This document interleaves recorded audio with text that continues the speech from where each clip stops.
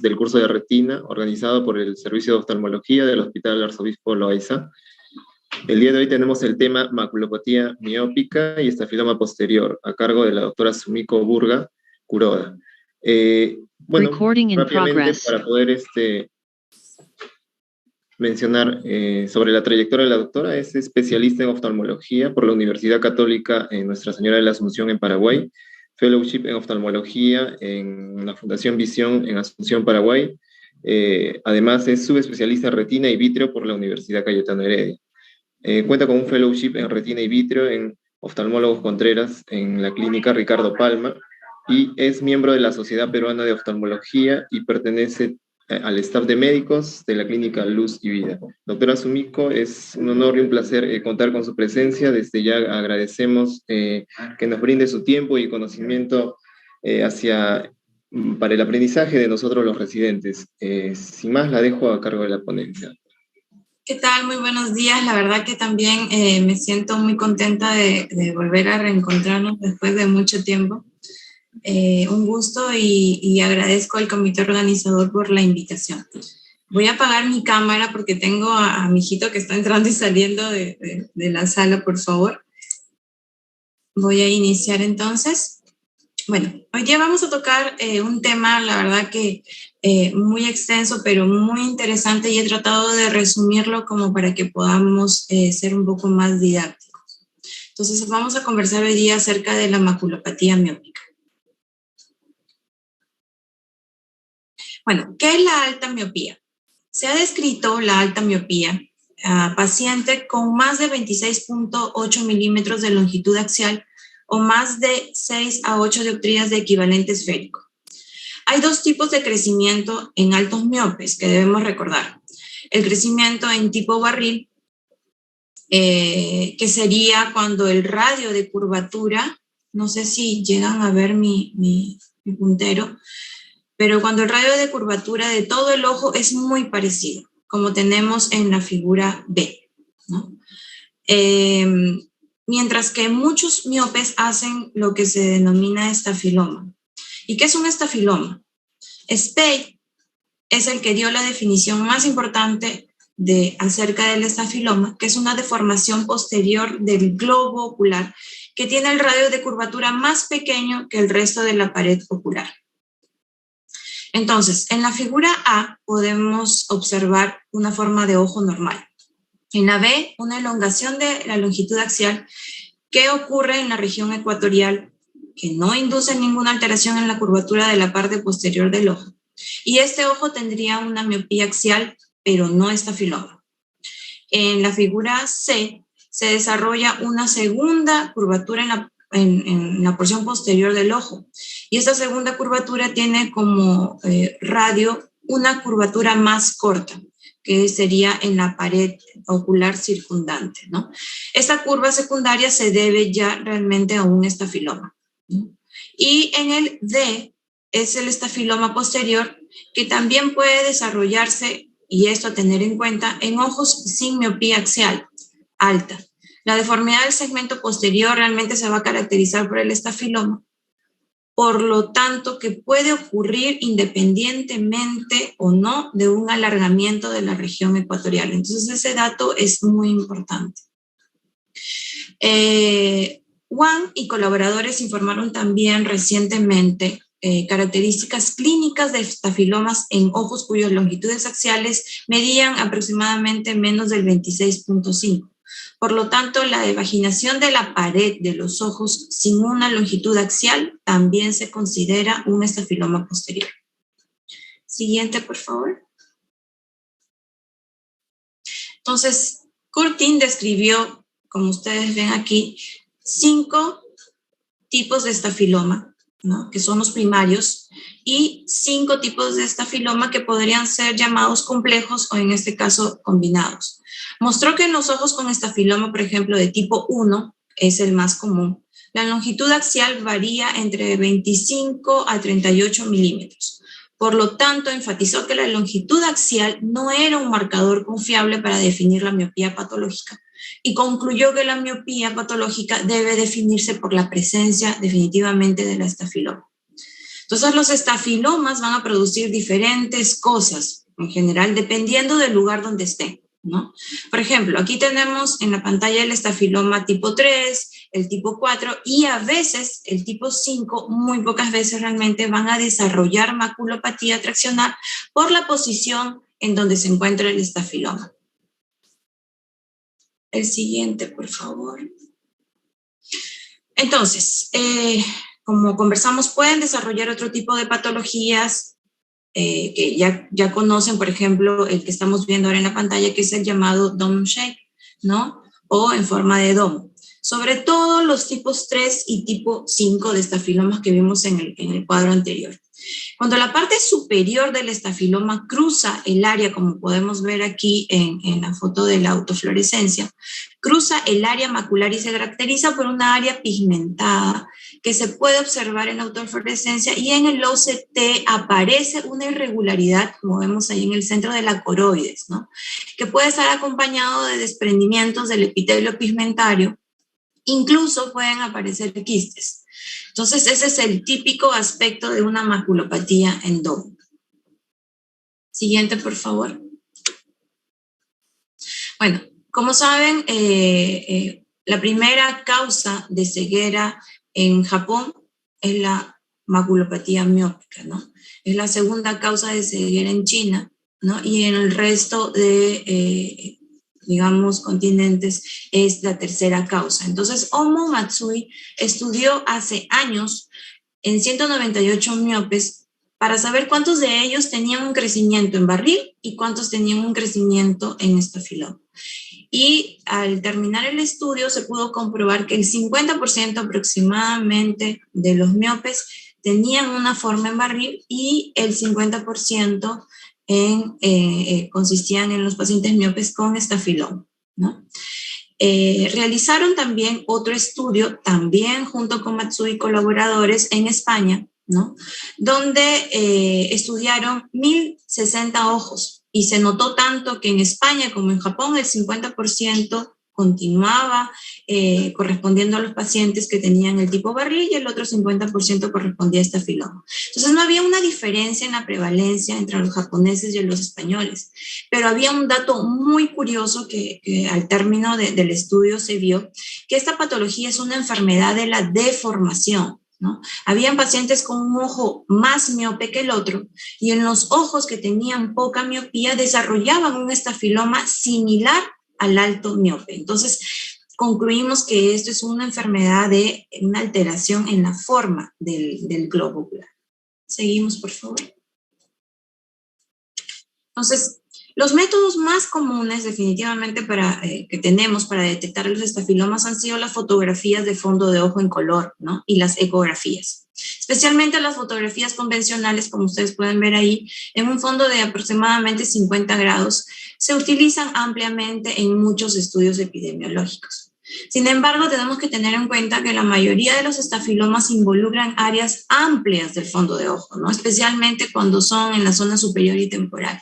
Entonces, por lo tanto, la extensión total del estafiloma no cabe dentro del campo de visión de una foto de 50 grados, ¿no?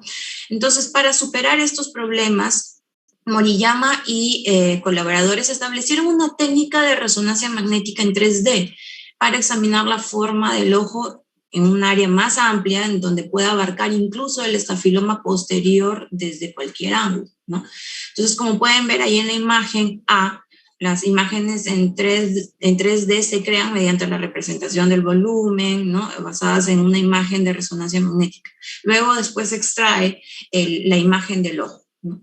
En la imagen B y C podemos ver imágenes de resonancia magnética de un ojo hemétrope, ¿sí? Donde es esférico, simétrico, vistas de la posición inferior, que es el B, y nasal, que es el C.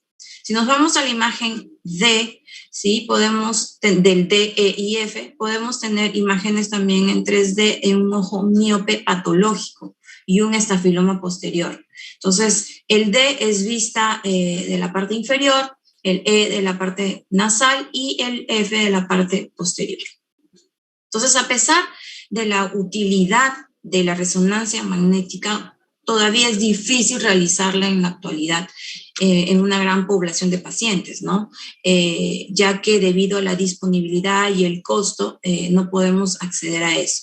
Entonces, como sustituto, Matsui y colaboradores también utilizaron imágenes de campo amplio del fondo de ojo y analizaron la presencia de estafiloma examinando anomalías pigmentarias, ¿no? A lo largo del borde superior del estafiloma, como podemos ver ahí. Sin embargo, la desventaja de las imágenes de campo amplio radica en la falta de la información en 3D, ¿no? Entonces, para resolver estos problemas se vienen realizando estudios actualmente en curso utilizando prototipos de tomografías de campo ultra ancho o ultra amplio, como se llama en Japón, y probablemente en un futuro próximo esta técnica ya se convertiría en una herramienta rentable, ¿no? Y más disponible para poder evaluar la presencia y los tipos de estafiloma. Siguiente, por favor. Entonces, la discapacidad visual resultante de la miopía patológica es un problema grave, definitivamente en todo el mundo. Esto se debe principalmente al desarrollo de diferentes tipos de maculopatía miópica, ¿no? A pesar de ser una de las principales causas de discapacidad visual en todo el mundo, la maculopatía miópica no se ha definido, ¿no?, de manera consistente. Entonces, para superar ese problema, en el 2015 se realizó un metaanálisis de miopía patológica. El grupo de estudio propuso un sistema de clasificación simplificando de forma uniforme la maculopatía miópica para el manejo de todos, ¿no? Entonces, la clasificación de la maculopatía miópica mediante fotografías de fondo de ojo en color, ¿no? Entonces, tenemos la categoría 0, en donde no encontramos ninguna lesión macular. La categoría 1, que está ahí representada por la foto número A, la letra A, es un fondo de ojo teselado. O sea, ¿qué quiere decir? Que el contorno de los vasos coroideos se pueden ver, como ustedes pueden ver, en todo el fondo posterior. En categoría 2, que es la imagen B, hay una atrofia difusa, ¿no? Existen atrofias corioretinianas, como podemos observar ahí, en color blanco, amarillento, y son mal definidos en todo el polo posterior.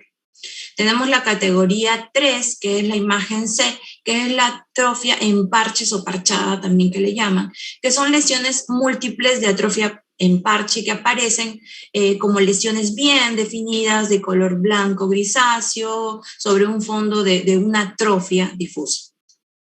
Y como pueden ver en el cuadro de la derecha, tenemos las lesiones PLAS, que en este caso vendrían a ser 3, ¿no? La primera tenemos las Lacker crack, que son las grietas en laca, también llamados en el fondo, que en la imagen vamos a ver en la foto D, que en el fondo de ojo posterior se observan, como ven ahí en las flechitas, no sé si lo pueden observar, patrones lineales gruesos, amarillentos, ramificados, o pueden ser también entrecruzados, ¿no? Tenemos también el segundo signo plus, que es en la imagen E, las manchas de Fudge o los puntos, que también pertenecen a la fase de cicatriz realmente. Las membranas neovasculares miópicas pueden estar cubiertas por células pigmentarias en proliferación. Entonces, después, la atrofia macular relacionada a esta membrana miópica va a desarrollar como resultado, ¿no?, del agrandamiento realmente de la ruptura de la membrana de Brod alrededor de la membrana inicial miópica que está en regresión, ¿no? Y la foto F es la categoría 4, que sería la atrofia macular ya, ¿no? Donde se ven, como ustedes pueden ver ahí, múltiples lesiones de atrofia también con parche, agrandadas, fusionadas, y esta realmente es la que involucra a las lesiones en la región macular.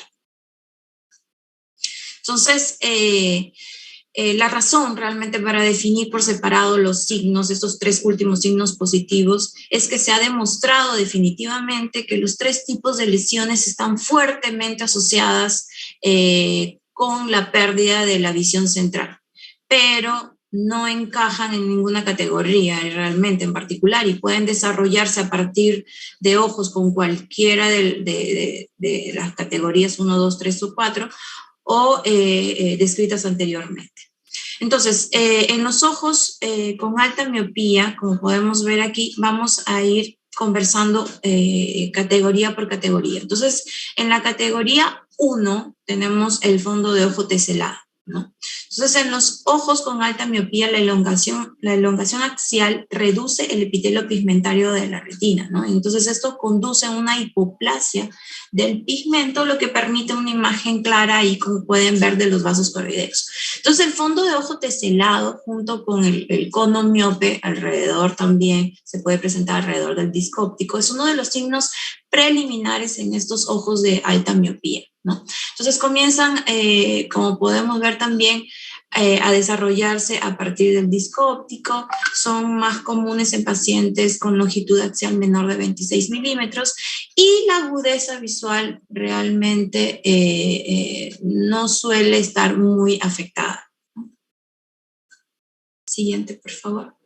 Tenemos la atrofia corioretiniana difusa, ¿no? Que es la categoría 2. Entonces, en la atrofia difusa se puede observar como una atrofia corioretiniana mal definida, ¿no? De color amarillento, y el área de atrofia generalmente aparece primero alrededor del disco óptico. Entonces, son para longitudes axiales entre 27 y 33 milímetros, ¿no? Y en la angiografía con fluoresceína, la atrofia difusa va a verse como una hiperfluorescencia leve. Y en la verde indocianina también podemos ver que dentro del área de la atrofia difusa se van a observar alguna disminución significativa del capilar coroideo y de algunos vasos coroideos medianos o grandes, ¿no? En la tomografía se puede observar un adelgazamiento también significativo de esta categoría, ¿no? En el área de atrofia. Y esporádicamente pueden verse también los vasos coroideos, ¿no? Siguiente, por favor. Entonces, aquí tenemos la atrofia corioretiniana irregular, ¿no? Que es la categoría 3, en donde tenemos tanto en la angiografía con fluoresceína como en la indocianina, muestran un defecto del llenado coroideo, ¿no? En el área de la atrofia parchada, lo que sugiere ya la lesión de un cierre completo de la corio capilar, ¿no? En la tomografía, el área de atrofia parchada se caracteriza por la ausencia de todo el espesor de la coroides y del epitelio pigmentario con la retina externa. Bien, entonces vamos digamos, hay estudios histológicos, ¿no? De tomografía de fuente de barrido recientemente informan que la membrana de Bruch es discontinua en la región con atrofia parchada, ¿no? Y en las zonas también peripapilares. Por lo tanto, ahí está bien.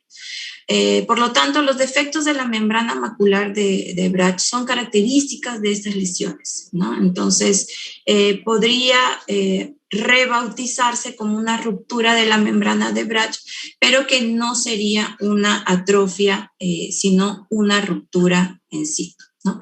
Entonces, tenemos ahí la atrofia en parches, que realmente lo vamos a subdividir en 3.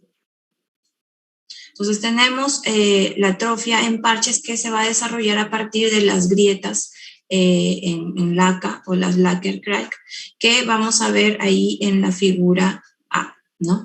En la figura B vemos atrofias en parches que se van a desarrollar dentro de la área de una atrofia difusa avanzada, y en la 3 se puede ver a lo largo del borde del estafiloma posterior, ¿no? Entonces, la pérdida de visión central es rara en la atrofia en parches. Sin embargo, hay que tener en cuenta que puede ocurrir un escotoma absoluto paracentral como resultado de la pérdida de los fotorreceptores dentro del área atrófica. Entonces, tengamos en cuenta que aunque la atrofia en parches no suele afectar el centro de la fovea hasta que, bueno, lleguemos a la etapa final, como vemos ahí en la D, ¿no? De atrofia corioretiniana miópica, en casos avanzados todo el área del fondo posterior se va a reemplazar por una atrofia en parches agrandadas que incluye inclusive la región foveal, ¿no? Esta sí, de todas maneras, va a provocar una pérdida de visión central, ¿no? Entonces, el fondo posterior tiene un aspecto como ven ahí en la imagen, de una esclerótica desnuda, ¿no? Con vasos sanguíneos retrovulvares, ¿no? Que se van a observar a través del tejido retiniano como si fuera algo transparente y delgado, ¿no? Entonces, la apariencia de este ojo, de la atrofia en parches, es similar a una atrofia macular relacionada a una maculopatía miópica, ¿no? Una membrana neovascular, que es importante realmente diferenciarla, ¿no? Entonces, la principal diferencia entre la atrofia macular relacionada con una membrana neovascular y la atrofia en parches, como vemos ahí en la imagen D, es que la primera definitivamente se desarrolla alrededor de la fobia y aumenta de tamaño concéntrico alrededor de la fobia. Mientras que la atrofia en parches es algo menos común. Seguimos, por favor. Ya. Entonces tenemos aquí la atrofia macular. Seguimos, por favor, la siguiente. Esta. Ya. Entonces, las grietas de laca son relativamente fáciles de detectar. Ahí, por ejemplo, tenemos en la primera foto, ¿no? En la imagen C tenemos la angiografía en donde podemos verla como una lesión estrecha, ¿no? Inclusive en el corte de la tomografía atraviesa la fisura. Existen posibilidades realmente que esta fisura sea tan estrecha, ¿no? Como para detectarla como una anomalía o una imagen en la tomografía. Entonces, si la grieta es lo suficientemente ancha, ¿no? Y se puede detectar, se considera una tomografía como herramienta de diagnóstico. Más precisa, porque realmente la tomografía solamente va a poder visualizar, en este caso de la imagen, la discontinuidad de la membrana de Bruch. Entonces, es difícil detectar este tipo de lacquer crack cuando son muy finitas. Entonces, para estos casos sí nos va a ayudar mucho la angiografía con fluoresceína, ¿no? Entonces, en la angiografía con fluoresceína las grietas van a mostrar como una hiperfluorescencia lineal, como ven ahí en la imagen C, ¿no? Una imagen lineal constante durante toda la fase angiográfica. Entonces, aquí tenemos un ejemplo de un paciente de 28 años donde desarrolla una membrana neovascular miópica a partir de grietas en laca, que es la primera imagen, ¿no? En donde vemos que reveló dos grietas, como ven ahí en la flechita, dos grietas de laca por encima de la mácula. Y en la imagen B, la angiografía con fluoresceína mostró una hiperfluorescencia lineal correspondiente a estas grietas. En la fase inicial hay un defecto de ventana debido a la atrofia del epitelio pigmentario, ¿no? Que recubre los defectos de la membrana de Bruch. Y en la fase tardía, una tinción del tejido cicatrizal ya, digamos, curado, por decirlo así, va a llenar el defecto de membrana de Bruch. Entonces, las membranas neovasculares miópicas va a ser definitivamente una de las complicaciones más comunes y graves que amenazan la visión en pacientes de miopía patológica. Entonces, esto ocurre entre aproximadamente el 5 y el 11% de los pacientes con miopía alta y lamentablemente sí van a desarrollar durante los periodos más productivos de su vida, ¿no?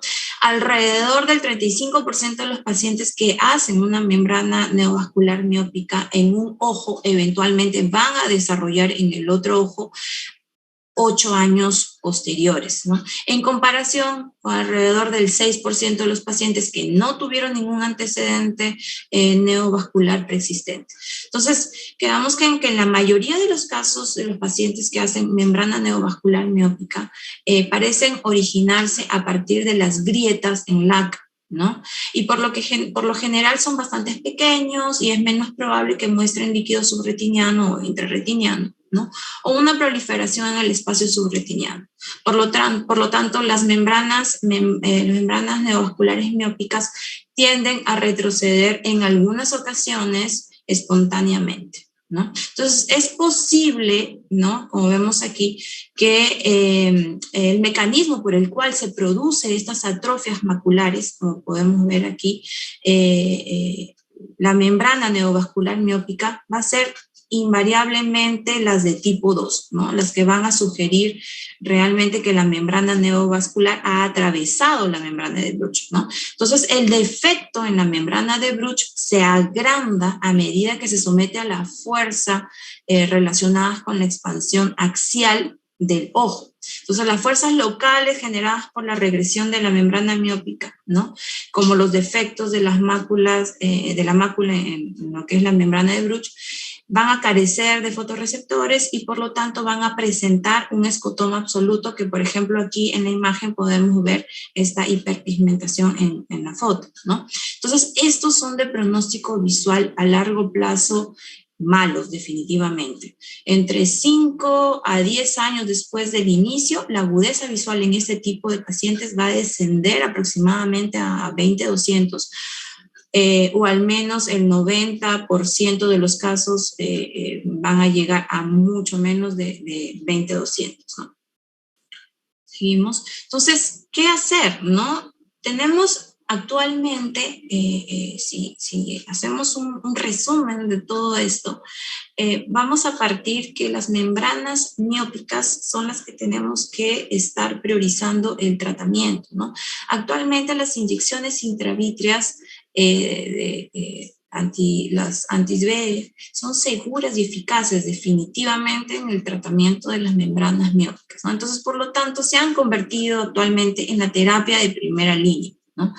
Entonces, actualmente, bueno, tenemos, como ustedes saben, varios tipos de antiangiogénicos que podemos utilizar en las membranas neovasculares, ¿no? Y están disponibles para uso intraocular, ¿no? Entonces, los resultados favorables relativamente son a corto plazo, ¿no? Con periodos de seguimiento de 1 año aproximadamente, ¿no? Y después de las inyecciones intravítreas, se han informado en algunos grandes ensayos clínicos que digamos, por ejemplo, en el ensayo clínico de Radiance, que es el primer ensayo que está en fase 3, ¿no? Es un ensayo aleatorizado con doble ciego enmascarado, multicéntrico, y se ha visto que conduce a una rápida mejoría de la agudeza visual en los 3 primeros meses de la inyección. Bueno, eso ha sido todo. No sé si tienen alguna pregunta. Sí, doctora, gracias por la ponencia. Doctor Barriga, ¿tiene algún comentario al respecto? Sumiko, no, muchas gracias, igualmente, muchas gracias. Es una clase muy, muy completa de miopía en retina. Sumiko, ¿tú estás actualmente manejando los problemas de miopía con alguna ayuda adicional aparte del OCT? ¿Has intentado hacerlo a través de resonancia magnética, por ejemplo? No, la verdad que nunca he tenido la oportunidad de hacer una resonancia magnética, ¿no? Lo que yo hago es el apoyo con la tomografía y una ecografía. Ecografía, ¿no es cierto? La ecografía, sí, que es lo que tenemos a la mano rápido para poder apoyar en un diagnóstico al paciente, ¿no? La verdad que nunca he visto yo una resonancia magnética en 3D, pero no la he podido realizar con mis pacientes, ¿no? Y de hecho, como conversamos, las fotos que hacemos de la retina son muy limitadas, ¿no? Dependiendo del estafiloma que estamos teniendo. De acuerdo. Muy bien. Ok. No sé si tenemos alguna pregunta, Luis. Por el momento, todavía no hay preguntas en el chat, doctor.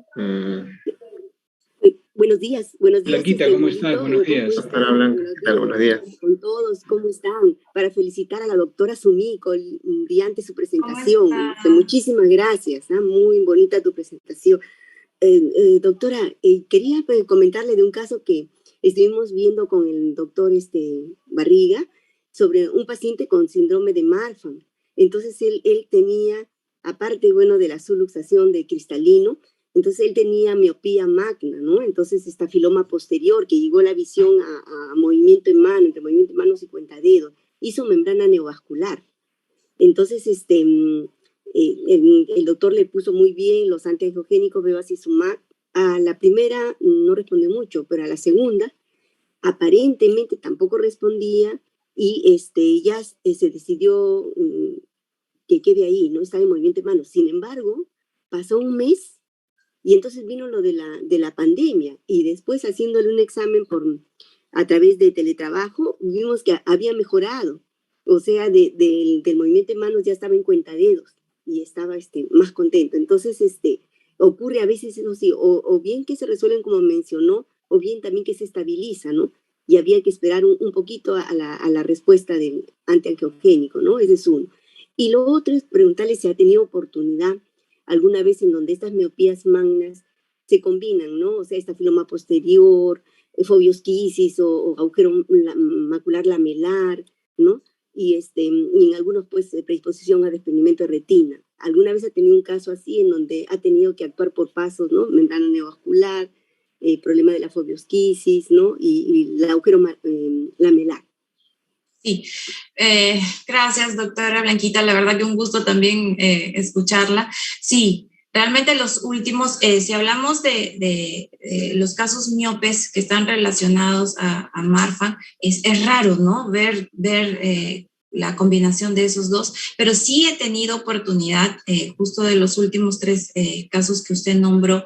Es catastrófico ver a un paciente con un estafiloma posterior, digamos, central, que se relaciona con una retinosquisis y encima tener sumado un agujero macular, ¿no? B1, ¿no? Lo que he tenido ahora últimamente un caso es de un paciente con una miopía magna que tenía una retinosquisis macular, ¿no? Digamos que abarcaba hacia la zona temporal, ¿no? Entonces, en estos pacientes, según algunos estudios, se podría realizar y deberíamos realizar una vitrectomía, ¿no? Posterior, haciendo un pelamiento de la membrana limitante interna, ¿no? Y esperar, ¿no? Entonces el paciente tiende a desesperarse un poco los primeros 2 a 3 meses, porque se ha visto que en esos 2 a 3 meses posterior a la vitrectomía, lógicamente esa tracción que está teniendo, ¿no? Del vitrio, al momento de disminuir también la retinosquisis cede, ¿no? Es complicado manejar el tema quirúrgico en estos pacientes porque tenemos que tener también en cuenta la indentación macular que podríamos hacer quirúrgicamente, ¿no? Que en algunos casos con solamente la indentación macular quirúrgico se ha visto que han mejorado mucho, ¿no? En el caso sean los estafilomas centrales en la mácula, ¿no? Pero son casos muy difíciles que hay que tener mucho cuidado al momento de hacer la vitrectomía, ¿no? Y el retirar la hialoides posterior, porque sí podemos cometer también agujeros maculares iatrogénicos, ¿no? O podemos tener agujeros maculares que son tan pequeñitos que no se perciben durante la cirugía, ¿no? Entonces son casos muy complicados los casos de los miopes magnos, ¿no? Y a veces cuando, por ejemplo, el paciente ya es mayor, digamos a partir de los 60 años y tiene catarata, a veces algunos colegas ya no ofrecen nada para lo de la retina, sino más bien tratar de hacer la cirugía de catarata. O sea, ¿qué hay al respecto? Porque la posibilidad de desprendimiento de retina, ¿no? Después de cirugía de catarata sería mayor. ¿Alguna experiencia sobre eso? ¿Algunos casos que le hayan llegado? Sí, la verdad que tengo varios casos que hemos manejado de miopes altos con estafilomas importantes, ¿no? Aquí la base es hacerle un buen fondo de ojo, ¿no? Si es que en el caso lo permita la opacidad del cristalino, ¿no? El fondo de ojo es importantísimo. Ahora, antiguamente se manejaba de que a los pacientes con miopía que se iban a someter a cualquier cirugía ocular se les realizaba un láser profiláctico. En la actualidad ya no se maneja esa esa premisa de hacerle el láser profiláctico, porque recordemos que la pared de los miopes es muy fina y el láser tiende a adelgazar más, ¿no? A no ser que veamos nosotros veamos algún signo de tracción o el paciente venga con algún síntoma de fotopsias que estén en aumento, se le hace el láser previo a la cirugía, ¿no? Entonces, un fondo de ojo siempre es importante antes de realizar la cirugía de catarata. O sea, recordemos que en general los pacientes que se operan de catarata, todos tienen riesgo de un desprendimiento de retina. Los miopes, eso se duplica. Entonces, informarle al paciente de que en teoría se le hace un buen fondo de ojo para poder buscar lesiones que puedan predisponer a un desprendimiento de retina después de la cirugía de catarata, pero siempre está ahí el miedo de que podamos tener un desprendimiento de retina en un futuro, ¿no? Muchísimas gracias, doctorita, y muchísimos cariños a toda su familia linda. Gracias, muy amable. Brillante. Gracias. Hay creo 2 preguntas en el chat. Sí, doctor, tenemos 2 preguntas. Sí. Una de ellas nos menciona si hay alguna forma de detener los Lacker cracks para que evolucionen hasta últimos estadios de neovascularización, o necesariamente es solo observación hasta que aparezca la neovascularización y recién aplicar el anti-VEGF.